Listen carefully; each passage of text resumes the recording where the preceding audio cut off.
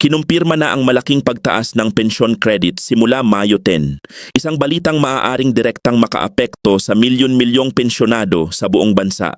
Kaya siguraduhing manood hanggang dulo dahil ipapaliwanag namin kung sino ang makikinabang at ano ang dapat mong gawin ngayon para hindi ka malate sa benepisyong ito. At kung ikaw ay Pilipino na naghahanap ng mga ganitong mahalagang update araw-araw, huwag kalimutang mag-subscribe sa channel na ito dahil dito lang namin inuuna ang mga balitang para sa mga Pilipino. Tulad mo, i-click na ang subscribe para lagi kang updated. Mayroon akong napakahalagang balita para sa lahat ng aming mga pensyonado sa buong bansa at gusto kong tiyaking maririnig ninyo ito ng maayos dahil maaaring baguhin nito ang inyong buhay sa mga darating na araw. Kung ikaw ay isang pensyonado o mayroon kang mahal sa buhay na kasalukuyang tumatanggap ng pensyon, pakiusap na manatili sa video na ito dahil ang impormasyon na aming ibabahagi ngayon ay napakahalaga at hindi mo dapat palampasin. Maraming beses na tayong narinig ng mga pangako mula sa iba't ibang ahensya ng gobyerno, ngunit ngayon ay may bagong kumpirmasyon na ang mga eksperto at opisyal ay nagsasalita ng may kumpiyansa tungkol sa isang makabuluhang pagbabago sa sistema ng pensyon na epektibo simula Mayo 10. Simulan natin sa pinakamahalagang tanong na lagi nating naririnig mula sa aming mga manonood at taga-subaybay. Ano ba talaga ang ibig sabihin ng mataas na kredito sa pensyon? At bakit ito napakahalaga para sa bawat isa sa ating mga pensyonado? Ang kredito sa pensyon ay hindi lamang isang simpleng numero sa papel o sa inyong bank account. Ito ay kumakatawan sa inyong mga taon ng pagsusumikap, ng inyong pagtatrabaho ng walang pagod, ng inyong kontribusyon sa pamilya, sa komunidad at sa bansa sa kabuuan.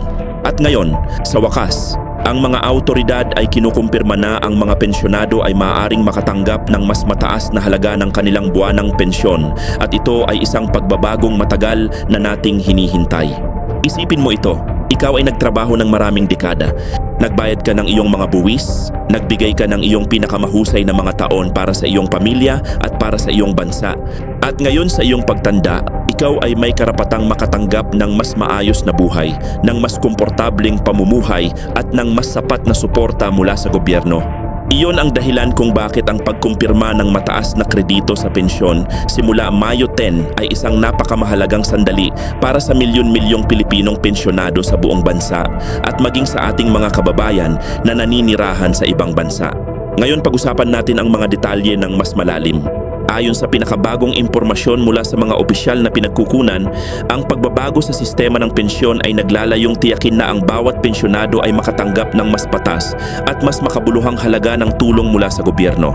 Sa loob ng maraming taon, marami sa ating mga pensyonado ang nagrereklamo na ang kanilang buwanang pensyon ay hindi sapat para masaklaw ang kanilang pangunahing pangangailangan, ang pagkain, gamot, bayarin sa kuryente at tubig at iba pang gastos na patuloy na tumataas dahil sa implasyon. Ngunit ngayon may bagong pag-asa na para sa lahat. Ang sistemang ito ng mas mataas na kredito ay dinisenyo upang makilala at mapahalagahan ang mga kontribusyon ng bawat pensyonado batay sa kanilang mga nakaraang bayad, sa kanilang haba ng serbisyo at sa kanilang partikular na sitwasyon sa buhay. Hindi ito isang pangkalahatang pagbabago lamang na pantay para sa lahat.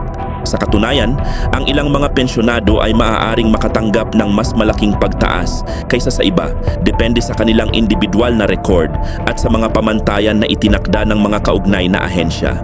Ito ang dahilan kung bakit napakahalaga na suriin ng bawat pensyonado ang kanilang sariling record at tiyaking tama at kumpleto ang lahat ng impormasyon na nakalagay sa kanilang account.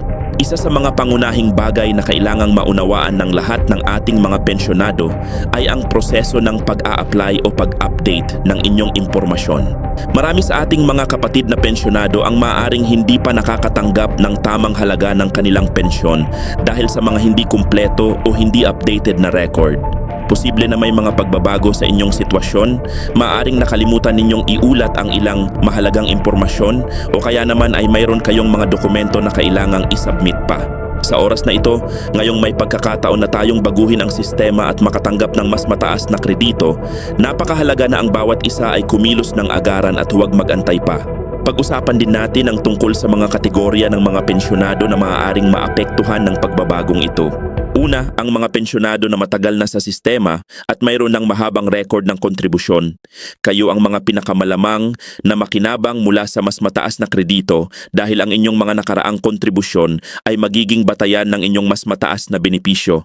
Pangalawa, ang mga pensyonado na may kapansanan o may mga espesyal na pangangailangan sa kalusugan, mayroon ding mga probisyon para sa inyong mga kalagayan upang tiyaking hindi kayo maiwan sa likod sa pagbabagong ito. Pangatlo, ang mga balo o byuda at byudo na nag-iisa at umaasa sa pensyon ng kanilang namatay na asawa, mayroon din kayong mga karapatan na kailangang malaman at gamitin ng tama. Hindi rin natin dapat kalimutan ang tungkol sa mga pensyonadong nagtatrabaho pa rin o may karagdagang pinagkukunan ng kita.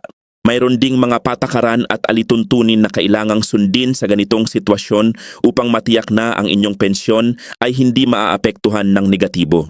Ang pinakamahalagang bagay dito ay ang transparency at ang tamang pag-uulat ng inyong sitwasyon sa mga kaugnay na ahensya. Ang kawalan ng impormasyon o ang maling impormasyon ay maaaring magdulot ng mga komplikasyon na maaaring makaapekto sa inyong pensyon sa mahabang panahon. Ngayon, pag-usapan natin ang tungkol sa mga hakbang na kailangan ninyong gawin upang matiyak na makikinabang kayo mula sa pagbabagong ito. Una sa lahat, kailangan ninyong suriin ang inyong kasalukuyang record. Makipag-ugnayan sa pinakamalapit na opisina ng SSS o GSIS. Depende sa inyong uri ng trabaho noong bago kayo mag-retire. At huwag mag-atubiling magtanong tungkol sa inyong kasalukuyang status at sa mga posibleng pagbabago na maaaring maapektuhan kayo. Ang mga opisina ay may mga kawani na handang tumulong sa inyong mga katanungan at gabayan kayo sa proseso. Bukod sa pagbisita sa opisina, mayroon na ring mga online na paraan upang ma-access ang inyong impormasyon. Ang SSS at GSIS ay may mga website at mobile application na maaari ninyong gamitin upang suriin ang inyong account, tingnan ang inyong record ng kontribusyon at ma-update ang inyong personal na impormasyon. Para sa ating mga nakatatanda na maaaring hindi pamilyar sa teknolohiya, huwag mag-atubiling humingi ng tulong mula sa inyong mga anak, apo o mga kamag-anak na mas bata. Ang impormasyon na matatagpuan sa online ay katulad din ng makikita sa mga opisina, kaya ang anumang paraan na mas komportable para sa inyo ay ang tamang pagpipilian.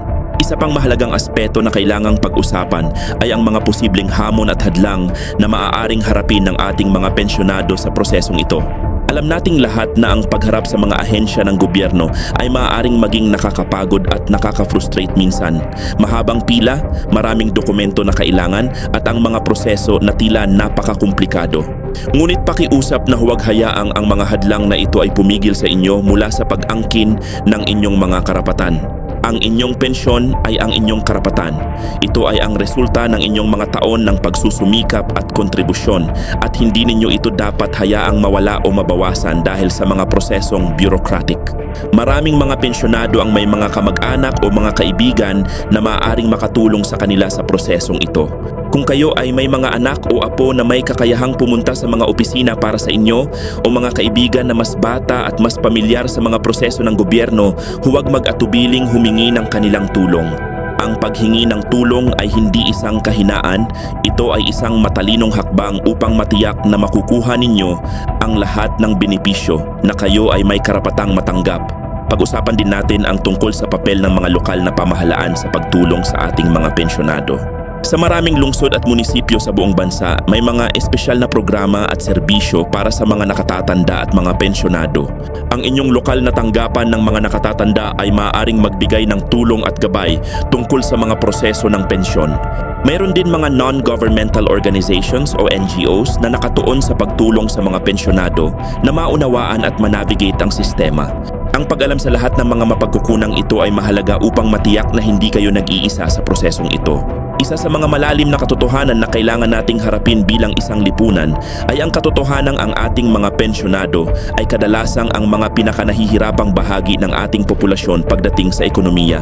Ang pagtaas ng presyo ng mga bilihin, ang tumataas na gastos sa kalusugan at ang mga hamon ng pamumuhay ngayon ay lahat ay nakakaapekto sa ating mga nakatatanda ng mas malalim kaysa sa iba. Kaya naman, ang pagkumpirma ng mas mataas na kredito sa pensyon simula Mayo 10 ay hindi lamang isang simpleng administrative na pagbabago. Ito ay isang pagkilala sa dignidad at halaga ng ating mga pensyonado bilang mga miyembro ng ating lipunan na may malalim na kontribusyon sa ating kasaysayan at sa ating kinabukasan. Ang bawat pensyonado ay may isang kwento. Mayroon kayong mga alaala ng inyong kabataon, ng inyong mga unang araw sa trabaho, ng mga sakripisyo na ginawa ninyo para sa inyong pamilya. Mayroon kayong mga tagumpay at mga hamon na pinagdaanan ninyo sa inyong buhay at lahat ng ito ay nagbibigay ng konteksto at kahulugan sa inyong pensyon. Hindi ito lamang pera, ito ay ang pagkilala ng lipunan sa lahat ng inyong ginawa. At ngayon, sa pamamagitan ng mas mataas na kredito sa pensyon, sinasabi ng gobyerno at ng lipunan na kinikilala nila ang inyong kontribusyon at gustong tiyaking ang inyong mga huling taon ay puno ng dignidad at kaginhawahan. Para sa ating mga manonood na may mga magulang, lolo, lola o iba pang mga mahal sa buhay na pensyonado, gusto naming bigyan kayo ng espesyal na mensahe. Ang tungkulin nating alagaan, ang ating mga nakatatanda, ay isa sa pinakamahahalagang responsibilidad na mayroon tayo bilang mga miyembro ng isang pamilya at ng isang lipunan. Tiyakin ninyo na ang inyong mga mahal sa buhay ay nalalaman ang tungkol sa mga pagbabagong ito at na sila ay nakatanggap ng lahat ng impormasyon at tulong na kailangan nila. Tulungan sila sa mga proseso, samahan sila sa mga opisina kung kinakailangan at tiyakin na ang kanilang mga karapatan ay itinataguyod at pinoprotektahan. Kailangan din nating pag-usapan ang tungkol sa mga posibleng maling impormasyon at mga scam na maaaring samantalahin ang sitwasyong ito. Sa tuwing may mga pagbabago sa mga benepisyo o programa ng gobyerno, laging may mga masasamang tao na susubukang samantalahin ang mga pensyonado sa pamamagitan ng mga maling pangako o mga kahilingan para sa pera. Mangyaring maging maingat at maging matalino. Ang mga lehitimong ahensya ng gobyerno ay hindi hihilingin sa inyo ng bayad o ng personal na impormasyon sa pamamagitan ng mga hindi opisyal na channel. Kung may lumapit sa inyo na nag-aalok ng tulong kapalit ng bayad o naghihiling ng inyong mga personal na detalye sa isang kahina-hinalang paraan, huwag basta sumunod at agad na iulat ito sa may katuturang autoridad. Habang papalapit ang petsa ng Mayo 10, nais naming ipaalala sa lahat ng ating mga pensyonado na ang pinakamagandang bagay na maaari ninyong gawin ngayon ay ang maging handa. Ihanda ang lahat ng inyong mga dokumento, ang inyong ID, ang inyong mga record ng kontribusyon, ang inyong mga patunay ng pagretiro at anumang iba pang dokumento na maaaring kailangan. Suriin ang inyong account online kung kaya ninyo o humingi ng tulong mula sa inyong mga mahal sa buhay. Makipag-ugnayan sa inyong lokal na opisina ng SSS o GSIS upang matiyak na ang lahat ng inyong impormasyon ay tama at updated. Sa huli, nais naming sabihin sa bawat isa sa inyong mga pensyonado na kayo ay hindi nag-iisa sa inyong paglalakbay na ito. Ang buong bansa ay may utang na loob sa inyong mga sakripisyo at kontribusyon at ang pagbabagong ito sa sistema ng pensyon ay isa sa mga paraan kung paano tinutupad ang pangako ng lipunan sa inyo. Ang inyong mga tao ng pagsusumikap ay may halaga. Ang inyong mga kontribusyon ay kinikilala at ang inyong dignidad bilang mga mamamayan ay pinoprotektahan. Ang mataas na kredito sa pensyon na epektibo simula Mayo 10 ay isang hakbang patungo sa mas makatarungan at mas makatao na sistema na tunay na nagsisilbi sa ating mga pensyonado. Kaya naman, huwag ninyong hayaang lumipas ang pagkakataong ito nang hindi kayo kumilos. Kumilos ngayon, suriin ang inyong record, makipag-ugnayan sa mga tamang ahensya at tiyakin na kayo ay nakatanggap ng lahat ng benepisyo na kayo ay may karapatang matanggap. Ang inyong kinabukasan ay mahalaga, ang inyong kaginhawahan ay mahalaga, at ang inyong dignidad bilang mga pensyonado ay mahalaga. Huwag hayaang ang sinuman o anuman ay pumigil sa inyo mula sa pag-angkin ng lahat ng inyong mga karapatan. Ito ang inyong oras, ito ang inyong pagkakataon at kami ay narito upang suportahan kayo sa bawat hakbang ng daan. Salamat sa inyong oras at sa inyong panonood.